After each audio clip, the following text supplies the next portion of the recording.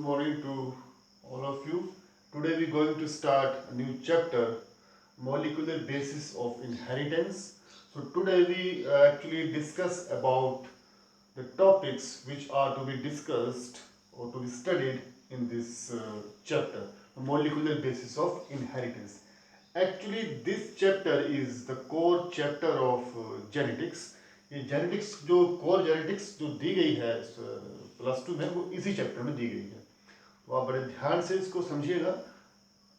आज हम सिर्फ ये बताएंगे कि कौन कौन से जो टॉपिक्स हैं जो इस चैप्टर में दिए गए हैं उनके बारे में थोड़ी थोड़ी बातें हम करेंगे, थोड़ी सी just about topics.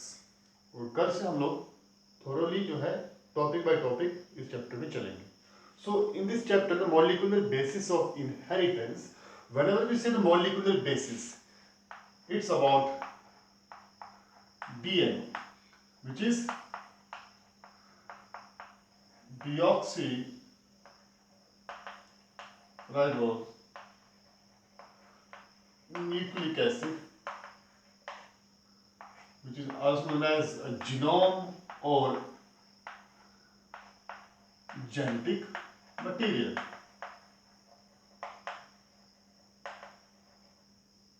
Okay. So, in this molecular basis of inheritance, we would study about, first of all, we would come to know about that why do we consider DNA as genetic material. Okay, so in this actually we would discuss about an experiment where we will come to know about that, because there was a confusion between protein and DNA, that whether protein or DNA is the genetic material. But when that experiment was performed, the result was that the DNA is the genetic material, not the protein. So in between protein and DNA, through an experiment, we would come to know about what is the genetic material, actually which material is transferred to the next generation, is it protein or DNA. सो हम दोनों के बारे में जानेंगे कि जो अगली generation में, जो अगली प्रोजेनी में वो जो चीज़ जाएगा वो डीएनए जाएगा या प्रोटीन जाएगा। तो हम एक एक्सपेरिमेंट के थ्रू ही जानेंगे कि वेदर प्रोटीन और DNA is transferred to the next generation.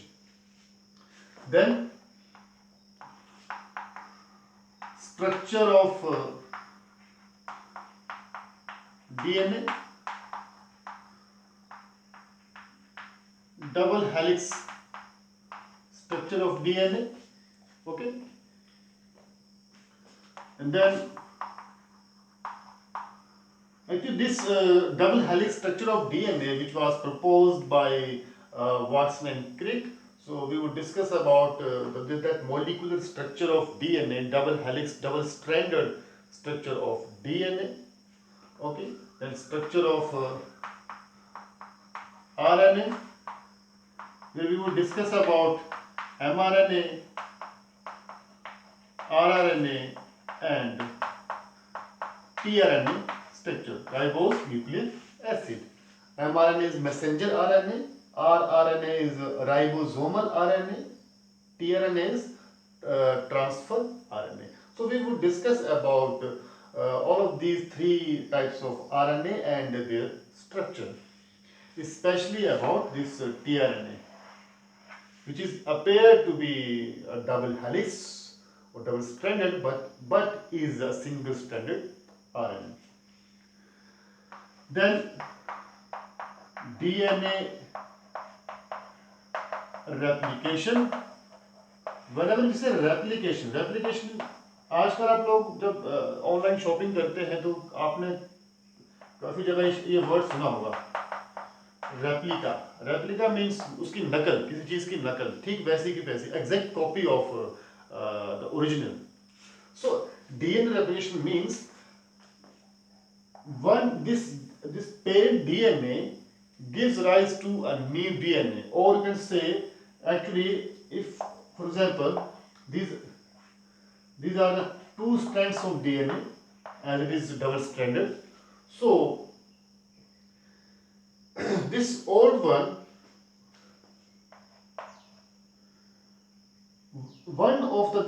of this strand will act as an old strand, and that old strand would give rise to a new strand. Means एक strand जो है DNA का वो एक old strand की तरह behave करेगा और एक नया स्ट्रैंड बनाएगा. Means DNA replication means DNA makes it's on copy. Okay, DNA makes its own copy which is almost the exact copy of the parent. DNA एक अपनी तरह की एक बिल्कुल कॉपी बनाएगा ताकि जब सेल्स मल्टीप्लाई होंगे, सेल जब 4 सेल से 8 बनेंगे, 8 से 16 सेल्स बनेंगे, तो जब जेनेटिक मटेरियल को डीएनए जब डिस्ट्रीब्यूट होता है जब सेल डिवीजन के दौरान, तो ये चीज इंश्योर करनी पड़ती है कि जो डीएनए उस पेरेंट सेल में था ठीक वैसा ही डीएनए जो है वो सेल डिवीजन के बाद जो दूसरे सेल्स बनेंगे उनमें भी जाए. तो उसके लिए सबसे पहले DNA replication is must, because DNA replication is all about the exact copy of parent DNA. So before cell division, this takes place, DNA replication, to make its own copy. Okay. Then we would study about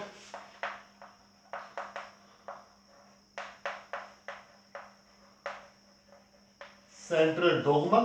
Central dogma is actually how the genes which are present in a DNA will express themselves in order to make a product which could be an enzyme or protein. यानी एक DNA के ऊपर जो jeans हैं वो किस तरह अपने आप को एक्सप्रेस करेंगे और आगे चल के वो कैसे एक प्रोटीन या एंजाइम बनाएंगे.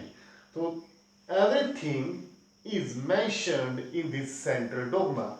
That means this DNA, mRNA and protein. DNA से एमआरएनए बन सकता है, एमआरएनए से डीएनए बन सकता है. ये बात याद रखिएगा. डीएनए से एमआरएनए बन सकता है, ये बता सकता हूं. एक एंजाइम है जो कि ये काम करता है. डीएनए से जब एमआरएनए बनाना हो, when you have to make, when DNA makes mRNA, one enzyme is needed, that is RNA polymerase. And when mRNA has to make DNA in return, जब mRNA से DNA बनना हो, then एक enzyme का नाम आएगा reverse transcriptase. MRNA से DNA भी बन सकता है, डीएनए से एमआरएनए बन सकता है. जो एंजाइम काम में आएगा, आरएनए पॉलीमरेज यूज करेंगे जब डीएनए से एमआरएनए बनाएंगे. जब एमआरएनए से वापस डीएनए बनना हो, तब रिवर्स यानी पीछे की ओर रिवर्स ट्रांसक्रिप्टेज हम लोग यूज करेंगे. Then with the help of this mRNA, the process named translation. So this DNA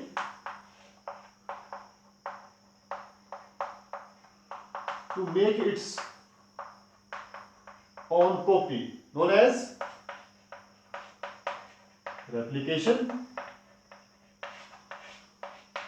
When a new DNA is formed, what happens in that DNA, that DNA gives rise to mRNA. So DNA gives rise to mRNA from template strand. आप आगे पढ़ेंगे इस चीज के बारे में. उसी DNA से mRNA बनता है. Actually mRNA is a complementary strand of DNA. mRNA DNA का ही रूप है, डीएनए से ही mRNA बनता है. So the process when DNA will give rise to mRNA, that process is known as transcription. Okay, and when once mRNA is formed, that mRNA actually comes out of nucleus and reaches in the cytoplasm where ribosomes are present, and inside that ribosomes what happens,